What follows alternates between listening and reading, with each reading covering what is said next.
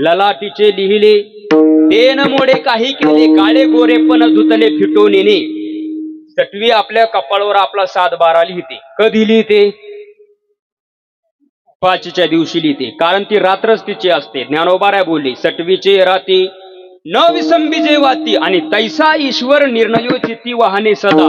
एकदा का सटवीने तुमचा 7-12 तुमच्या कपाळावर लिहिला की जसं लिहिलेलं असेल ना तसंच घडतंय. त्याच्यामध्ये फेरबदल करण्याचा अधिकार कोणालाच नाही महाराज.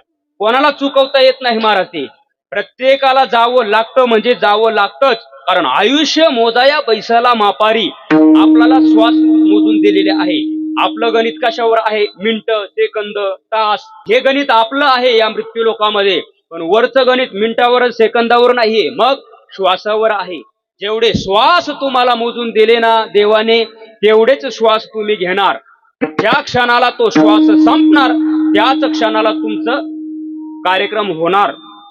मग जिथं असाल तुम्ही तिथं तुम्ही कुठं जाणार हे अगोदरच ठरलेलं आहे. आपण काय बोलतो, तिथं जर गेला नसता तर असं झालं नसतं, पण हे चुकीचं आहे. कारण तो तिथं जाणार, त्याच्यामध्ये फेरबदल करता येत नाही. आतापर्यंत कोणालाही आलेला नाहीये.